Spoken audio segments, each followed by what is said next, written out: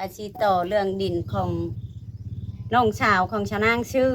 และกาชีเว้าให้FCทางเนาะเมื่อนี้กระทางเบา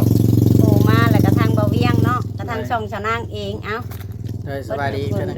น ดูเพราะว่าชาวนางสิมาให้คำตอบตัวนี้ เพราะว่า FC ก็สิเม่นมาแห้งโพดเนาะเบาเวียงทางช่องเจ้าก็ได้เอื้อยก็ได้เข้าไป เพราะว่าเข้าใจว่าเอื้อยบ่เป็นหนังสือแต่ลูกเอื้อยเป็นอยู่แต่เขาอ่านคอมเมนต์มาเขาก็แบบเนาะเด็กน้อยเขามาเห็นเขาป้า โมโห แม่ข่อยก็ ตรงๆรถทำโมโห แบบเขามาเห็นแล้วเขาโมโหอ้าวแม่คอยอยู่ดีๆเขา อยู่ ขึ้นมา ดีๆก็ ด่า ถึง แบบ ด่า นี้เด่นกันทั้งทีบ่แม่นของเจ้าของเฮือนกับบ่แม่นของเจ้าของอะนะบ่โอต้องเข้าใจแบบนี้เนาะเฮามาถึกด่าละล่าหะนะต้องใครอยากด่าหยังก็ต้องกรุณาแบบให้เบิ่งคลิปจนจบ แม่น แล้วก็จังมาด่าเฮาน้ำหลังว่ามันก็สิหลายอย่างนั่นแหละ แต่ชาวนางก็พยายามว่าสิบ่คิดเพราะว่าคนเฮาเนาะมุมมอง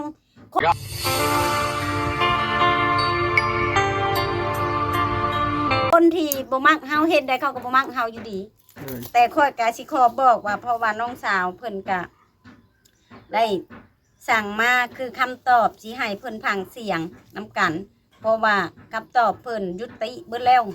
เพิ่นย่าแล้วเพราะว่าเพิ่นก็ลงไปเบิ่งคลิปแบบคอมเมนต์มันเต็มที่เว้าให้กับเอื้อยหั่นนะ แม่น เพิ่นก็เอ้าเอื้อยคอยรถอยู่บ่อยู่ก็มาเป็นภาระเนาะไปมาซื้อดินแต่ละเพิ่นมันคือบ่มีเหตุการณ์ขึ้นแบบซี่หั่นนะเพราะว่าดินแต่ละเพิ่นก็เอื้อยเป็นคนจ่ายเงินเอง จ่ายน้ำผู้ใหญ่บ้านนี่แหละถามแล้วโลดเอื้อยจ่ายอยู่ดินหลังเก่าตัวดินอันบาวลำเพิ่นค่ะแต่ดินน้องกระแตตอนนี้แหละจ่ายอยู่หลังนี้ได้จนเอาไปถามพอเพื่อนจะขายแบบรายรอบที่3จังได้ขายค่อยโจ๊กไว้ย้อนก็บ่อยากให้ขาย ก็คือเข้าใจเฮาได้คุยกับน้องกระแตแล้วเรื่องขายที่ดินไว้ นั่นแหละ น้องเพิ่นก็ว่าเราก็ต้องได้ขึ้นกับพ่อเพอแล้วพ่อเราอยากเฮ็ดแนวใดก็ได้พร้อมพ่อแล้วหั่นนะในตัวนี้ เราเป็นว่าเป็นลูกว่าบ่มีสิทธิ์ตัวนี้นะค่อยก็บ่ฮู้ เอาแบบนี้เด้อไอ้สิขอเว้าเด้อ เอาเว้า มีแต่ว่าอันถ้าว่าไผเข้าในเมื่อมันจบในคลิปนี้แล้วถ้าว่าไผเข้ามาทายตนเวียงตนเว้นนี่ก็เว้าเกี่ยวกับเรื่องดินเรื่องดอนเรื่องเฮือนนี่หยุด บ่ เจ้า เว้า เจ้าก็บ่ให้เว้าเด้อน้องเตเด้อ แม่น จังน้อยไปจังน้อยผู้นั้นมาถามว่าเป็นนั่นนั่นนี่อีก โดย ถ้ามันจบน้ำนี้ก็ให้มันจบแต่ตอนนี้ แล้วก็ เพราะว่าเรื่องคอมเมนต์นี่เฮาห้ามไผบ่ได้ แม่น ห้ามไผบ่ได้เพราะว่าเฮาบ่จักตัวตนของเพิ่นเฮาสิจักเป็นบางคนเนาะ โดยแล้วก็เรื่องความฝันถึงแม่แต๋วขออนุญาตเว่าถึงเพิ่นนี่ก็ เลย ก็ไอ้พอแล้วบ่ได้ว่าไอ้บ่คิดว่ามันสิมีผลกระทบปานนี้หลังจากที่โอ้ง่ายๆจากคลิปเมื่อคืนนี่แหละเนาะ แม่ มันแบบว่าแต่กี้กลางเว้นก็บ่ได้เป็นอย่างไดเพราะว่าเฮาจุ่มเฮาถ่ายก็ธรรมดาบ่ได้ถึงขั้นว่านั้นคอมเมนต์เนาะมีแต่ว่านั้นหลังจากเมื่อคืนนี่มานี่ละมันค่อนข้างจะเดือดในคอมเมนต์เกี่ยวกับอันเรื่องความฝันนี้ ที่จริงมันเป็นความฝันมันเรื่องงมงายความฝันมันจิตเฮาฝันอะไรก็ฝันแล้วมันสิมาเป็นผลกระทบในชีวิตจริงบัดสุดท้ายนะไอ้ว่าตัดออกแล้วก็บ่ให้เว้าถึงมันอีกในคลิปต่อไปเดินลงแต่ ได้บ่ ให้ จ จ บบ ไป ไป เล เลย ย นี่กับน้องก็บ่อยากเว้า โดยเอาถือว่าตัดเอาในตัวนั้นมีแต่ว่าสิให้ไอ้นางอธิบายในมุมมองแล้วก็สิให้มุมมองของน้องแล้วพร้อม โดย เนาะบัดนี้ และก็คือว่าทางมุมมองของเอื้อยเด้อนี่หั่นเพราะว่า FC เนาะเบิดทั้ง3ช่อง เลย เพราะว่าข้อยได้โทรคุยกับน้องแล้วบัดนี้เพิ่นเลยเรื่องดินเรื่องดอนนี่พอแล้วเพิ่นว่าบัดนี้เพิ่นสิยุติเพราะว่าเพิ่นสิบ่ให้อันยูทูบเบอร์แบบมาถ่ายจักคนเลย ในดินตอนนี้เฮือนตอนนี้ เพราะว่าคันว่าเพิ่นบอกมาแบบนี้ยังเข้ามาถ่ายถือว่าแบบว่าละเมิดสิทธิ์ของเพิ่นเพราะว่าเพิ่นมีสิทธิ์ได้ตัวนี้บ่เวียงต้องเข้าใจเอื้อยเด้อ โดย เพราะว่าเอื้อยเฮ็ดหยังบ่ได้ก็คือเอื้อยเว้าแหละก็คือดินข่อยนี่ทายได้ดินข่อยเองอันนี้อ้าวข่อยไปสิห้ามหยังอันนี้มันเป็นของเขา เขามีสิทธิ์คือว่าจะทายน้องโอ๊ยก็ถือว่าเอาไปทายหม้องอื่น โดย เพิ่นบ่ให้ถ่ายแต่ข่อยสิเปิดเสียงให้พังนํกัน แม่น เพราะว่าเพิ่นอัดเสียงมาบอก เพราะว่าข่อยโทรไปหาเพิ่นบ่มีเวลา แม่น ข่อยสิโทรไปเพราะว่าเพิ่นเฮ็ด คือ เวียก ว่าแต่กี้แต่ก่อนก็ไผก็ยังบ่ฮู้เด้ว่าเพิ่นบ่ให้ถ่ายเด้บัดนี้ถ้าเฮาได้แจ้งในคลิปนี้แล้วก็มันก็สิฮู้กัน ฮู้ ชุม ตั เฮาว ก็ กั สิ น บ่ได้เขาเนาะ นั่นแหละ เปิดแล้วเสียง ถือว่า สุดแล้ว ได้แจ้งแบบนี้เฮาก็สบายใจต่างคนต่างสบายใจแบบว่าเพิ่นเพิ่นเซาให้ถ่ายแล้วในมุมมองตัวนั้นก็ถือว่าจบในตัวนี้ เอาพังบาดนี้ อันโอ้เพิ่นเลยบ่ขายหลายๆเฮือนน่ะ อ่า บ่ต้องขายเอาไว้หั่นละ เห็นแล้วมันต้องเข้าใจกันเนาะเพราะว่ามันแบบซี่แล้วของเขา บ่ต้องให้เพิ่นเข้าไปทายก็ได้เด้อเพื่อนน่ะ มี ได้จ้ะข่อยก็ตอบไปจักได้ตอบข่อยก็ได้ โอเค โดยมีแต่ว่าก็ถือว่าทั้งเอ้ยนางกับน้องนี่และเราได้ปรึกษาหารือกันแล้วว่า แม่น ทั้งดินทั้งเฮือนถือว่าบ่ให้ยุ่งอีกถือว่าตัดปัญหาที่ไว้เฮ็ดไว้สร้างไว้ทำกินต่อไป แม่นเพราะว่า น้องเพิ่ เพิ่ น นตัดเลยบาดนี้ค่ะ โดย ก็คือเฮาได้ยินในคลิป มั เนาะ มันเป็นชิดของเพิ่นได้เพราะว่าเพิ่นชื่อไปได้บ่ว่าไผทำได้เสียเงินน้ำทงแล้วก็เป็นชิดของเฮาได้บัด แม่น ชื่อห แล้ว ยังมามันก็ต้องรักษาเนาะ โยมันแล้วก็คือข่อยชื่อนี่ข่อยก็เป็นเช็ดได้บัดนี้ผู้ใหญ่ชื่อก็ข่อยมีเช็ดได้บัดนี้ แม่นๆ อันนี้แฮงแต่ละเงินเพิ่นเนาะเพิ่นไปเฮ็ดงานเพื่อสิได้เงินมาซื้อ โดย และบาดนี้มันมาแบบว่าเฮามาขายเพิ่นก็แบบมาเบิ่งคลิปเอื้อยหันนะแบบเบิ่งคลิปหลายๆคนแบบเพิ่นนั่นเพิ่นว่ามันคือเป็นหยังคือวุ่นวายแท้อยู่บ้านเพิ่นละโทรมาหาคืนนี้หั่นเอาเอื้อยข่อยคือเห็นวุ่นวายแท้เรื่องดินข่อยมันเป็นหยังข่อยก็เล่าให้ฟังแล้วว่ายูทูบเบอร์มาถ่ายแบบเขามาถามนั่นนี่แล้วว่าเฮือนเอาข่อยคือเห็นเขาเม่นหาเจ้าว่าเอาเฮือนชานปัดคือว่าบ่ให้น้องโอยละล่าว่า500ก็บ่ชื่อจังซั่นจังซี่โยเพิ่นว่า เงินข่อยเฮือนข่อยเพพังกะยะข่อยก็อยากได้ชำนั้น ผู้นั้นก็ เป็น ต เด็ อก บ ของกระเจ้าเลย ข่อยอยากได้ชำนั้นเพราะว่าข่อยซื้อขาดแล้วได้แต่มือนั้นก็บ่แม่นญาติพี่น้องเพิ่นเว้าฮะได้บ่เวียงเอ้ยเพิ่นเว้าข่อยบ่ได้เป็นญาติพี่น้องกับน้องกระแตได้เพิ่นเว้าฮะแต่เอ้ยว่าให้นายเพิ่นนอนอยู่หั่นฮะข่อยก็ถือว่ายังบุญเติบได้น้องเขาก็ตอบมาไปซี่เลยโทรมาหาข่อยเช้านี้ก็โทรอีก ครับผมมีเจ้าเนี่ยบางเทื่อที่น้องโอยอาจจะบ่ได้นอนอยู่ บ่ได้นอน แม่ คือว่าบ่ได้นอนเพราะว่า เป็นคนขอไว้ เพราะว่าเขาเป็นคนเด็ดขาดเพราะว่าเขาบ่ฮู้จักกันแม่นล่ะว่า แม่น และก็ย้อนหยังคันว่าเฮาบ่ดีพอเฮามอบชุดแล้วแต่น้องเฮาก็ถือว่าจบเพิ่นบ่ให้นอนก็ถือว่าจบเรื่องของเพิ่นเด้อนี่เด้อ FC ต้องเข้าใจเนาะ โดย ก็มาโจมตีแต่ชะนางว่าเป็นคนบ่ดีจังซั่นจังซี่มันก็บ่แม่นชิดของเฮา ตัวแลยัง ก็แล้วแต่อยากเว้ามีแต่ว่าชะนางอะเป็นคนตอแหลจังซั่นจังซี่แลบาดนี้คลิปนี้ค่อยอยากเว้าแบบตัดเลยเด้อบาดนี้เรื่องเฮือนคันน้องค่อยบ่ให้นอนแล้วแต่น้องค่อยเด้อบ่โอเด้อต้องเข้าใจ แต่บ่าวโอยนี่ไปนอนชายค่อยบ่ฮู้อยากคอมเมนต์ด่าก็อย่าอยากแนวใดก็แล้วแต่ค่อยชี้เว้าให้มันจบในมื้อนี้ มีแต่ว่าอันเรื่องคันน้องเจ้าแจ้งมาแล้วก็ต้องบอกเท่าโอ้ยเนาะว่า เอาแบบนี้ซะเพราะว่าในหลายกับมันเรื่องมันมาฮอดแบบนี้แล้วทางผู้รักผู้ใหญ่เพิ่นก็สิเอาชื่อถ้าโอยเขาพุ่นอยู่แล้ว อืม ก็มันมีเฮือนต่างนั้นมันก็มีช่องห้องอยู่ อืม มีแต่ว่าให้เราไปนอนอยู่ห้องนึง อืม น้องแต่นอนห้องนึง อืม ก็ได้ก็ หรือว่าเรา อันนี้ก็ หรือว่าเราอยาก คย อยากนอนอยู่ล่างก็แล้วแต่เรา แม่นๆ แล้วแต่เรานะ นั่นแหละจังว่าก็ให้มันจบไปเลยหั่นนะ เดี๋ยว แล้ว ตัด ไป ปัญ เลย หานํกันแบบนี้แล้วนี่ เออ ก็คือเห็นนี่แหละ เพ ค่อ ราะว่า ยก็ได้หรือว่า มันจังสิบ่นั่นหยัง เพื่อความสบายใจของทั้งสองฝ่ายเนาะ เดี๋ยวเฮาก็มันก็คือค่อยว่าไปซี่แล้วเฮาบ่มีสิทธิ์ อันนั้นแหละเฮายังอยู่ต่อไปบางเทื่อบางทีเนาะมันคำถามของแต่ละคนเนาะมันบ่คือกันมันหลาย มันก็สิมาถามแต่ละมื้อเนาะ แม่นๆ บัดคำตอบบัดผู้นี่บัดจักค่อยสิตอบแบบใดบัดว่าคิดทางตอบ แบบนี้ ตอบประทันเนาะ นั่นแหละตอบบ่ทันแล้วตอบไปเด้อคน เพ เฮา ราะว่าในเรื่องตอนที่ชื่อคาดินทางน้องเตนี่ก็ฮู้นํทุกอย่าง แม่น กับพ่อ น้ำหัก แต่ทอแต่มอนี่แหละบ่ฮู้อะไรตัวนี้ค่ะ เค บ่ ย ฮู้ หามแล้วพ่อก็ แต่ เฮ็ด หมอ จะได้พ่อก็สิขายเฮาหามก็พ่อก็ เพราะไงมันขึ้นกับผู้ใหญ่นะน้องแต่ คือ เนาะ ผู้ใหญ่เพราะว่าตอนนั้นก็พ่ออยากขายก็ขายเพราะว่าเฮาก็ยังบ่ได้ฮู้หยังพ่อกำลังปาแต่ผัวทางพูนมาเด้ ถ้าเป็นลูกเนาะ แม่นถ้าแม่นสิห้ามเพิ่นร้ายก็เพิ่นก็สิให้ก็เฮาคิดย่านเลยว่าแบบเพิ่นสิตีเฮาบ่หรือว่าเพิ่นแนวใดมีก็ว่าให้บ่แม่นว่าบ่ นั่นแห เค ละ ย มี ห้าม มีหยังก็ให้เว้าออกมาแบบตรงๆ สมมุติว่าจะเว้าออกมาแบบหลายแบบหนึงผิดปุ๊บกันอ้ายขึ้นไปหาพ่อเจ้านี่พ่อจะเว้าไปอีกแบบหนึงนี่ อืม มันสิเป็นผลกระทบต่อเจ้าได้ อันนี้เคยห้าม ในเรื่อง คยห้าม อันนี้ พ่ พังให้เว้าให้มันจบก่อน ในเรื่องอันเจ้ากับอ้ายเจ้านี่ มันมีตั้งแต่อันบ่เตียงมาถ่าย อันคือว่ามีประเด็นเรื่องดราม่ากันนี่ก็อ้ายเจ้าสิบ่ได้เข้ากล้อง FC หลายๆคนน่ะมุมมองของหลายๆคนนี่มันก็เลยเฮ็ดให้อันอ้ายเจ้าน่ะเป็นคนผิดโดยมาตลอด ตอนนั้นยอมรับว่าผิดกัน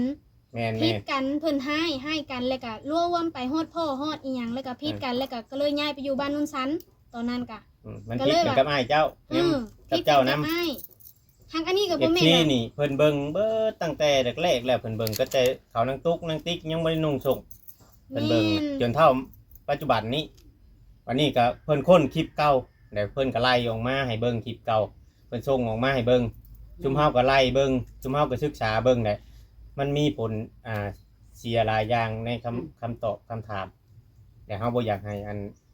เว้าหยังไปหลายคำสิ่งใดที่ว่าเฮาบ่สมควรเว้าแม่นอยู่ชั่วก็พอเฮาดีก็พอเฮาได้ให้คิดคักๆก่อนเฮาสิเว้าหยังกับพอกับหยังเด้อให้สิพอบอกเจ้าคำว่านั่นก็ แม่นนี่ก็ ให้หยุดบ่อยากให้เรื่องมันเกิดดราม่าขึ้นมาหลายเนาะเว้าดิ แม่นก็คื ทาง อ ผู้รักผู้ใหญ่เพิ่นนี่ก็ คือ ป แม่ วด นาง หัว เล่าหั่นแหละเอาเป็นหยังคือบ่ห้ามพ่อแม่ว่าน้องแต่บ่เซ็นก็คือว่าบ่ได้ขายเนาะอันนี้ก็เคยห้ามแล้วก็คือรูปแบบคือแม่นางเคยห้ามมาแหละอยู่พุ่นแล้วก็ชวนขายหลายเทื่อแล้วบ่ขายเอาไว้ให้น้องนี่ก็ว่าบ่ขายเอาไว้ให้น้องบ่แล้วเราผัดบ่ฮู้ว่าเราไปเจ้าขายให้ไผจังซั่นจังซี่เฮาบ่ฮู้เลยอันนี้มีก็มีมื้อน่ะไปอยู่รักษา15เราโทรมาว่ามีเวียกสิเว้านํเราอ่ะก็เลยลงมาเลยกับเราว่าสิขายดินเอาเจ้าสิขายเฮ็ดหยังคือบ่จงไว้ให้ลูกเฮานะเฮาบ่เอาก็ได้เฮาก็ยอมรับว่าเฮาว่านี่เฮาบ่เอาก็ได้ดินนี่น่ะเฮาสิเอาไว้ให้น้องบ่กูสิขายกูสิไปจากบักโอยแล้วว่าแนวนี้แล้วว่าแนวนี้อีหลีช่วงนั้นเว้าตรงๆเลยช่วงนั้นน่ะอ้ายน่ะถูกจับเขาเอาไปขังอยู่คุกตอนนั้น เสน น่ะ อมาหลายแล้วตัวนี้เสนอออกคลิปหลายแล้วทางว่าเราถูกจับออกไปจากคุกพ่อเจ้าก็เว้า เราน่ะถูกจับอันนี้ก็ถามอยู่บัดมันถูกจับแล้วเงินได้สิฝากไว้น้ำไผกาเงินนั่นก็ยังเหลือ 3,000 แล้วก็เอาไปซื้อเครื่องอีหยังก็ไปฝากให้มัน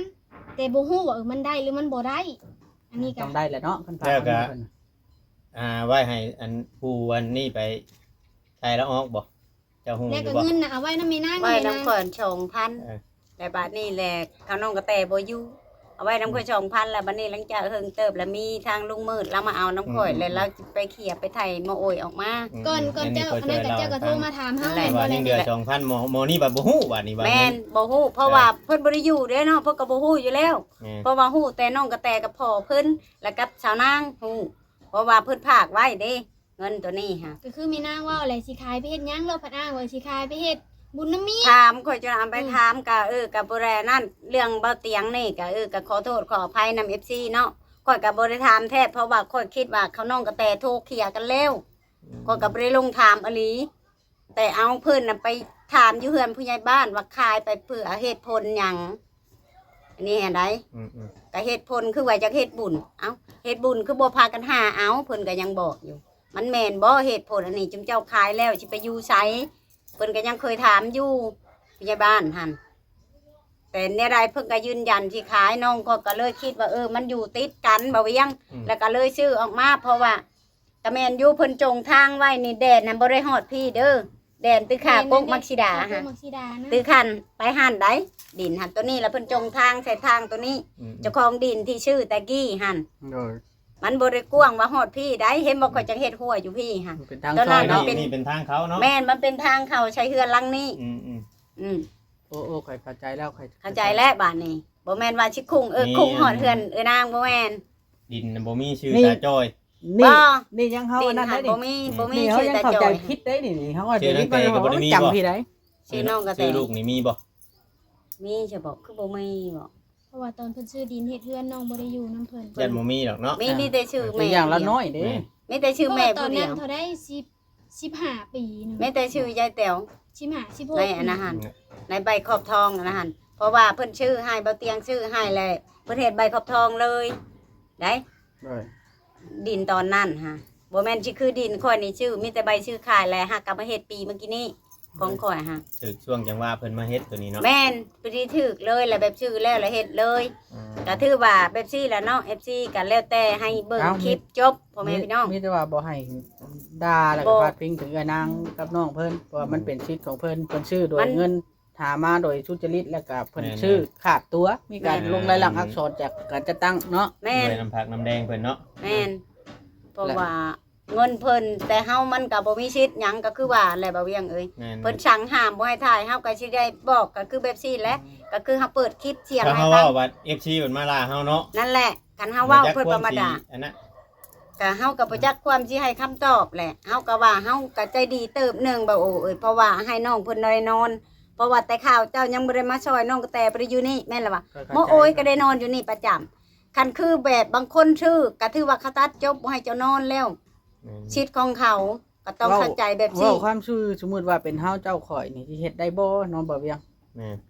เพราะว่ายังยากอยู่ได้เพราะว่าเป็นหยังจะว่าจังซั่นอัน ในในมุมมองของบ้านนี่นะว่าเบิดบ้านนี่แหละ โดย มุมมองนี่ก็คือเบิ่งน้องโอ้ยนี่แล้วก็ค่อนข้างจะเป็นคนกระลอกกระแหลกนั่นนึง แม่น เพราะฉะนั้นจะว่าความชื่อเนาะกับมันหน่อยคนนักที่สิไว้ใจ ที่จะให้รู้นะว่านะจะจังหน่อยมันจูดเพื่อนจูดชานขึ้นไปตัวที่เปรนได้บางคน ค่อยก็ยังคืออันนั่นอยู่ได้คือยังย่องเอ้ยนางอยู่บนว่าเรากล้าให้นอนบ่อนนี้ทั้งที่แล้วน่ะมีลูกสาว2คนมีแต่ผู้ห มี ญิง แต่ผู้หญิงเบิดอยู่เพื่อนนี่เนาะ ข้อยก็เคยเว้ากับผู้ใหญ่อยู่ตัวนึงว่าเราดีสำใดแล้วเรานอนคันเป็นเฮาเจ้าข่อยสิกล้าให้นอนบ่ผู้ชายเต็มตัวแล้วที่ให้นอนโดยที่อยู่หัวเดียวกันว่าซั่นซะแต่มีลูกสาว2คน อันนี้เด้อมุมมองของเอื้อย แต่ความคิดของเอื้อยบ่เคยคิดแบบนั้นน้องเอ้ย เลย เพราะว่าเป็นหยังเอื้อยจะบ่เคยคิดย้อนสงสาร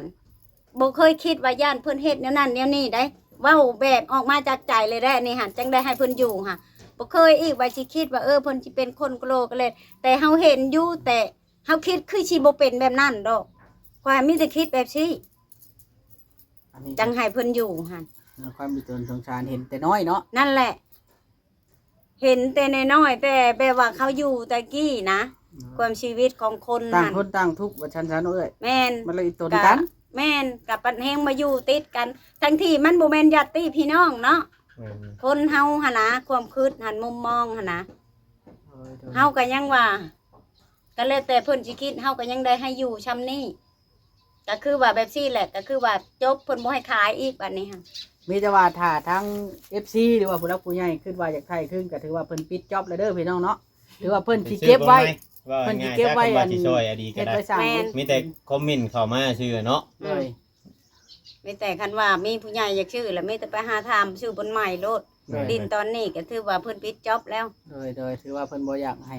เพิ่นบ่ให้บุญ บุญ บา บาย ยอี บ่ กเนาะ นั่นเลยนะ เลย แบบกันออกเลยให้จบในมื้อนี้เลย ก็คือเฮาได้ยินนํกันนี่แหละ แม่น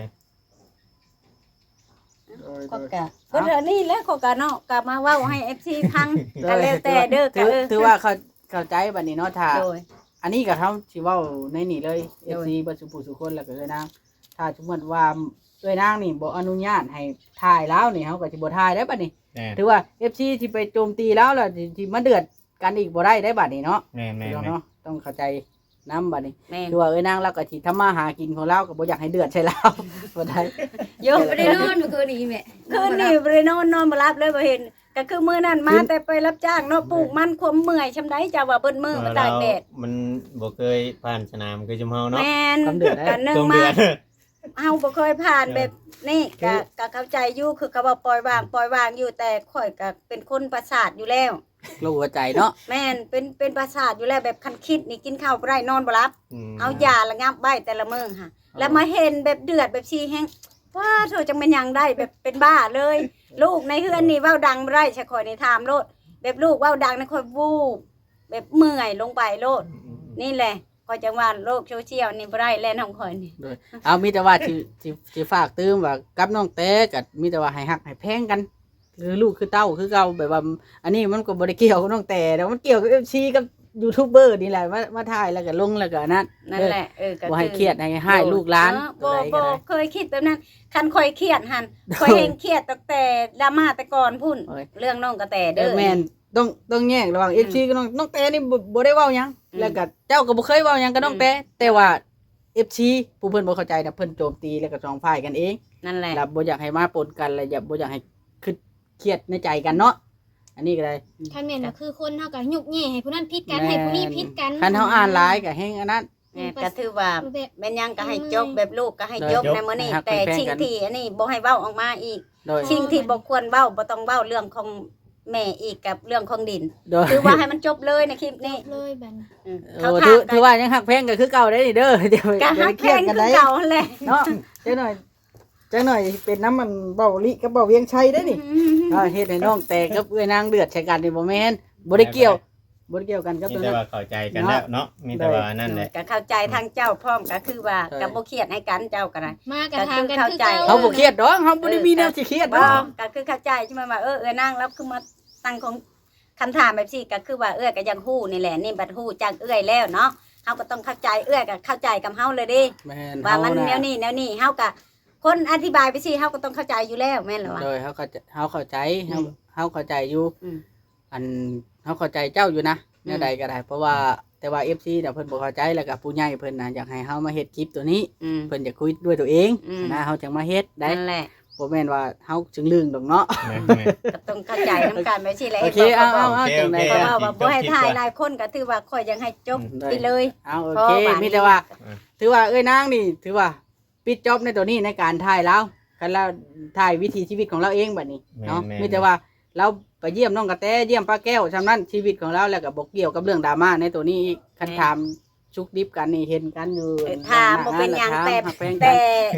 นี่เด้อเรื่องจบคลิปคือว่าจบเรื่องดินบ่ให้ถามเขาอีก โอเค ตัวนี้ได้ โอเค บ่เอ้ยบ่เวียงต้องเข้าใจเด้อให้จบเรื่องดินของเขาเฮือนของเขาบ่ให้ถามเอื้อยอีก อยากฮู้ไปถามเขาบัดนี้ คันอยากฮู้แล้วให้ถามเขาเองบาดนี้ได้ เอา ไม่แต่คันไผอยากฮู้ค่อยสิโทรให้ถามเลย โอ ชุด เค แล้วแต่ชุมเจ้าแบบซี่เลยได้ เอาโอ แต่ เค เรื่อง บัด ของ นี้ ข้ เนาะ อย เอฟซีอยากจะให้น้อยถือ คันเรื่องของข่อยแล้วอยากขายหยังอยากถามข่อยแล้วชีวิตของข่อยแล้วได้ข่อยบ่ได้ว่าปิดกรรมบ่ให้น้องๆทายข่อยแต่ข่อยบ่ให้ถามเรื่อง พอแล้ว ดิน เจ้านายคนจะมาไล่มันเยอะ ก็นี่แหละ โอเควันนี้จังได้เข้าใจทั้งสองคนเด้อหักแพงกันคือเก่าบ่ให้ว่าซั่นว่าซี่ได้เนาะ เอาโอเคพี่น้องเนาะขอบใจน้องกระแตน้ำมื้อนี้มาเข้ากล้องให้มานั่งบ่ปากก็เข้าใจ โอเค มีแนว เล ว่าง ย เนาะ สบายดีพี่น้องเด้อบาดนี้